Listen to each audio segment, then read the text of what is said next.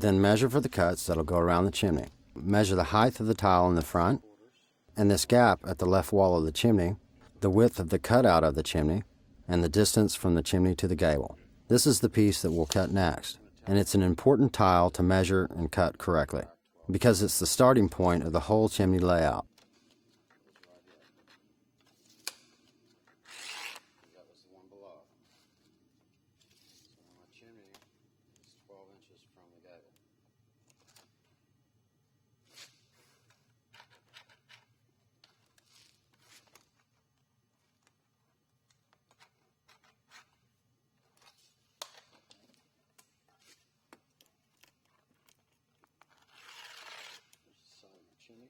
I know it's 9.5 inches up.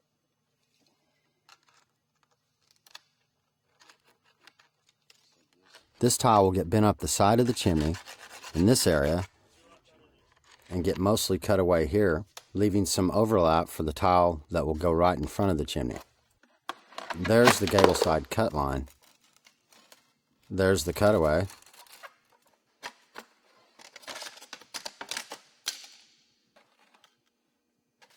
That narrows the width of the bend up area. There's the bend up.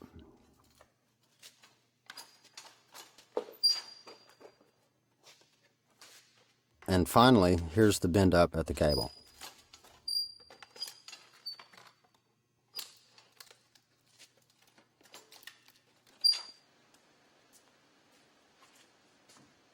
This is a pretty good fit, and now we can use this tile to set up the first mark on the tile that will go here. I used the gable tile to locate the corner of the chimney,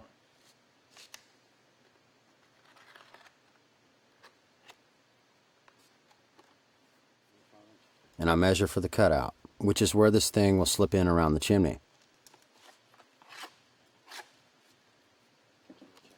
I cut it to a length that leaves about 6 inches on each end so that the joining tiles on the side of the chimney will have something to lap over. Now we need to use the top course bender. This time we're going to bend before we cut. I'll show you why we do it in this sequence later, when I'm cutting tile for the ridge course.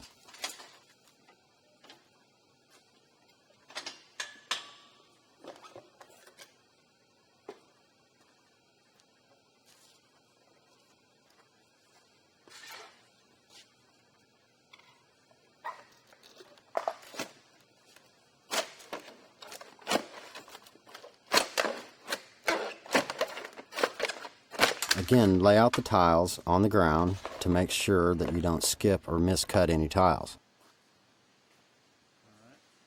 You can limit waste by using the other half of a previously cut tile, as long as you still have a factory edge to work with. All these panels that get laid between the chimney and the gable have to be bent up on both sides.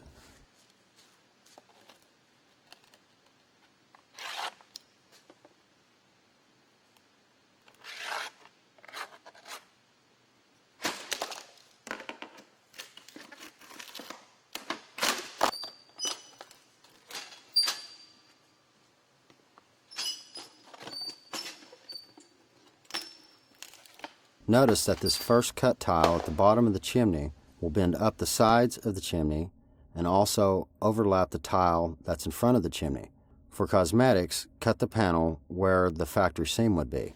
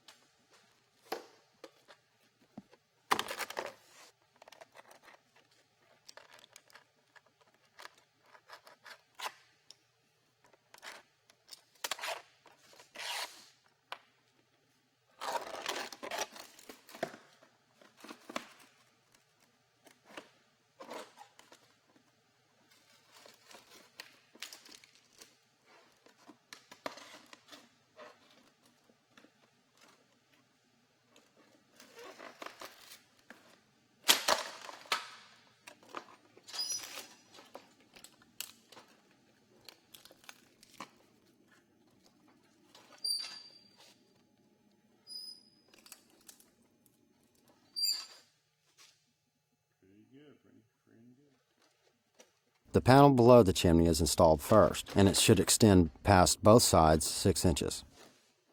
At the bottom corners of the chimney, cut 45-degree angles into the bent-up part of the tile and fold down the 6 inches remaining to allow the first tile on the side of the chimneys to overlap. You'll get a close-up look at this kind of fold on another panel in a few minutes. This overlapping panel wraps down onto the front side so that water will pass onto the tile below. Again, I use the back of my hammer to ensure a tight fit, taking care not to damage the stone coating. Here's the other half panel that overlaps the tile in the front of the chimney. Notice how the bend up wraps around the front of the chimney.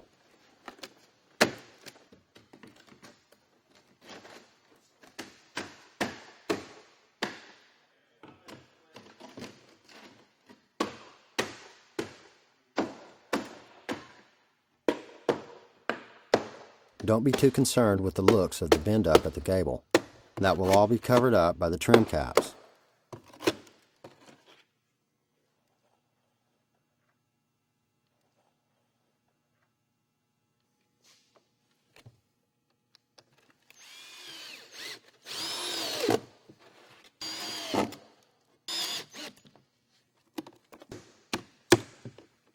It's important not to put a relief cut in the nose of these tiles, or any tiles other than the valley cuts, because this will create an entry for water.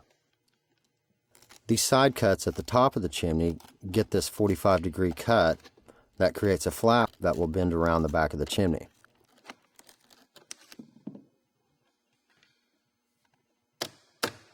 This remaining top portion flattens down to the deck to allow the back chimney flashing to overlap 6 inches onto the tile.